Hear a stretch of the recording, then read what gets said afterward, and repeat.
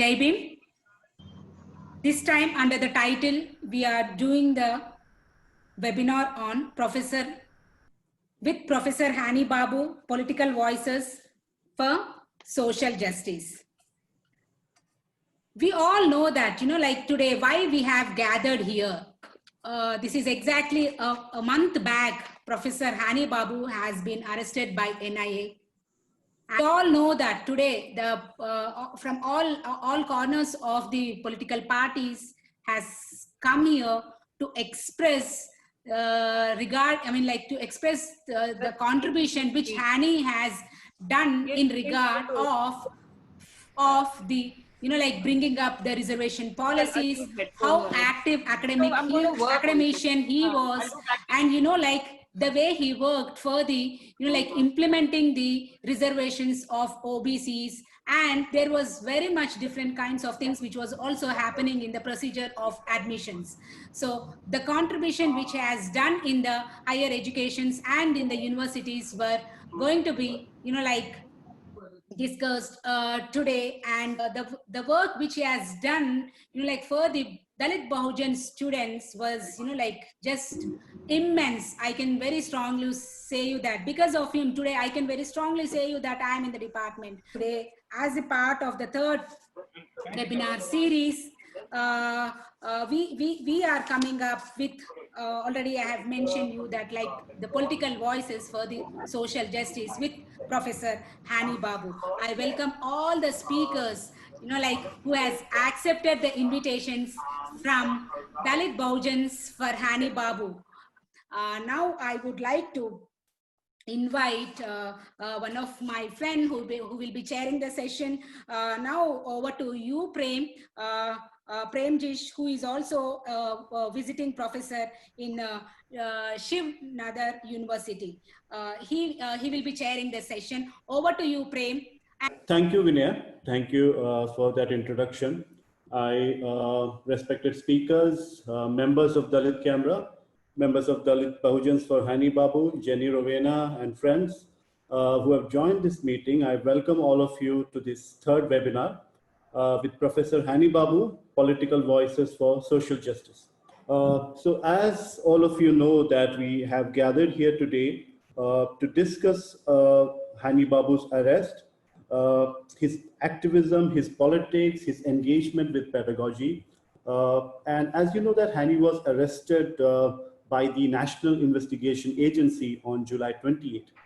And in the last two webinars, which was organized by Dalit Bahujans for Hani Babu, we had not only discussed Babu's arrest in detail, but also shed light on Babu as a pedagogue, as an insightful and sharp academic who exposed the hierarchical caste structures of the language. And most importantly, many speakers who joined us, they remembered Babu as the compassionate teacher and friend, which he is to many of us. So before inviting the speakers, I would like to draw attention to some of the articles which has been published about Hani Babu, his teaching, activism, and struggle for social justice. And I think my friends will also share that in the chat box. You could later on go and read those articles which is published on him. An article was published in Scroll, which is titled "To Serve with Love, Students Write Letters to Jail Delhi University Professor Hani Babu," which talked about how many Hani students have formed a student collective, and then they have posted messages about how helpful, compassionate, critical, and encouraging he was as a teacher. There were letters that were collected from students, which recounted instances of how Babu made the university a very welcoming space for all of them who are coming from diverse background, oppressed background, economically marginalized backgrounds and all.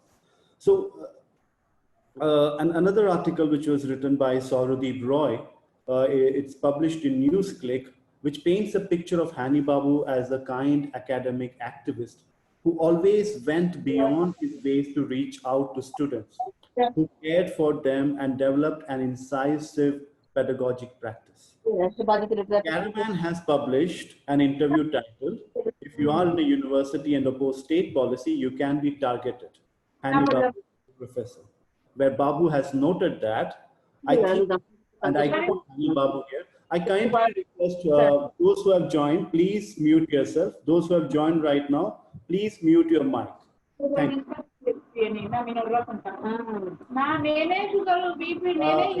If you're the host, kindly mute the mics. Christy, Jenny, please mute these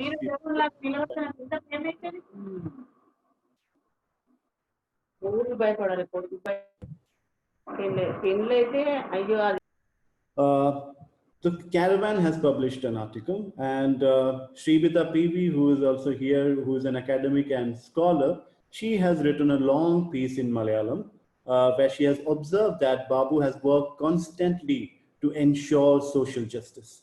And he struggled for it using constitutional methods. He never went like beyond constitutional methods. He never violated any law as such.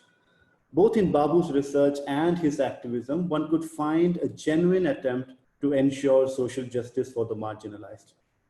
And she observes that this question, which we all are going to discuss today, why is Babu arrested, is echoing across the Dalit Bahujan community who believe in the constitutionally guaranteed social justice. So with this brief background, I would like to open up the meeting today and let us hear the political voices about Hani's struggle to ensure social justice through constitutional methods and what is the way forward in this situation. So I start with Dr. Udit Raj. One kind of reminder to all the speakers that due to time constraints and also to engage the audience, we have allotted 7 minutes for each speaker. And so kindly use that particular time, and then we will open up for question and answers in the end. There you can, if you want to speak more, we can kind of find more time there. So 7 minutes is the stipulated time for all speakers.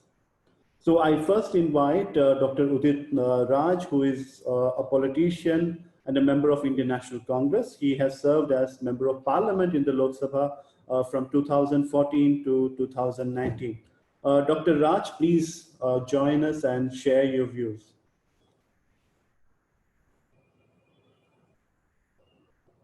Unmute your voice. Thank you, Mr. Prime Minister, and Vinay Kala Kurveji, and all those who are organizing this discussion on Zoom. I'm known to him personally. I remember in 2012 and 13, there was an issue of Delhi University that was regarding 5 years integrated course, FYUP. I think Nanditaji is also there. And it was he who worked out. As a result, a forum was floated. They put me as a convener to fight that how to get it rolled back. 4 years integrated course for UP. And that time I could see the activities and concern of Hani Babu, that all the time he was for social justice, and his wife, I think Jenny is here, she also used to come. So both of them used to come and used to meet. And such a concerned people for social justice cause that both of them were always used to be on beck and call, and of course participated very intentionally in agitation. All kind of support they extended, and resultantly FYUP was rolled back in 2014. And that was a very dangerous and harmful for the students coming from rural background and ST and OBC. Had it been continued, perhaps it could have harmed, but it could not. So I could see his major contribution and concern. And behind this conspiracy or his arrest, the government, the fascist government, targeted him for this, and this is an excuse linking him to Koregaon or other incident. It is an excuse because he was biased for backwards, Dalits, and of course, he was a human rights activist. So what we have to do is that we have to constantly raise the issue. I know that day of the government is very draconian, and they are hardened criminals. They don't believe in democracy. And looking at that thing, we need to have constantly discussion, debate, and whatever the fora we have. And our parliament is going to open. Of course, it's going to start from Monday onwards. Maybe that we can approach some of the members of parliament, and of course, international press or national press, the media over here. A majority of them are sold out, and they are not taking up the right causes. And Twitter is also an option that sometime or time to time we can make this agenda felt or this issue felt on Twitter.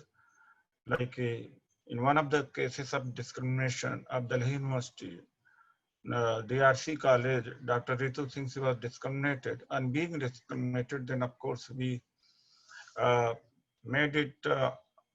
We made this issue on trend, and it was trended for many hours.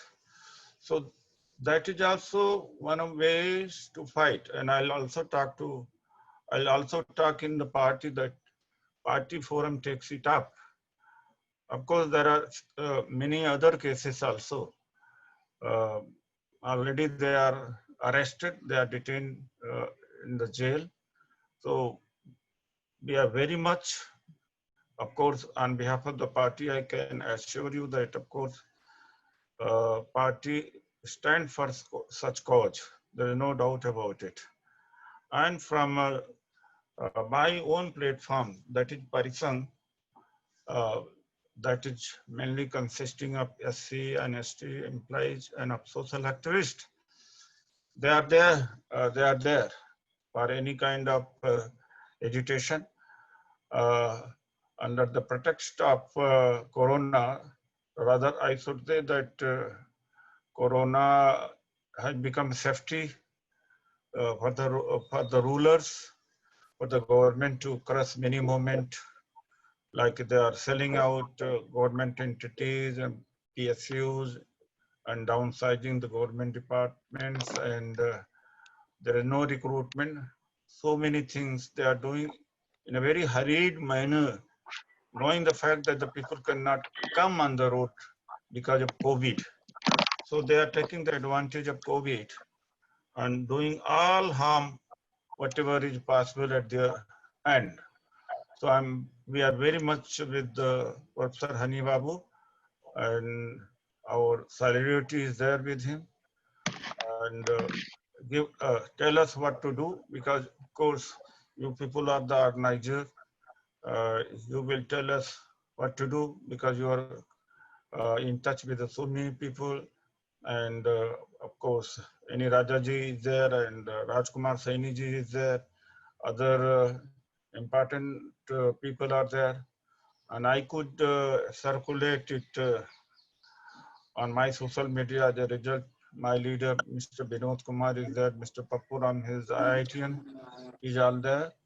So people are concerned.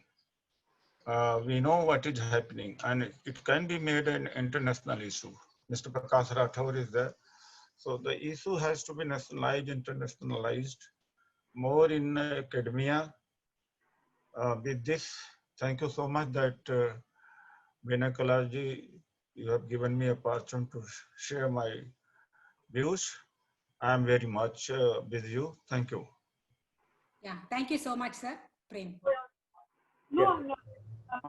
Thank you, Dr. Raj, and thank you for reminding us about the four-year undergraduate program which was launched some years ago, and I think there are still that's haunting our academic field right now. The challenges it poses to all of us.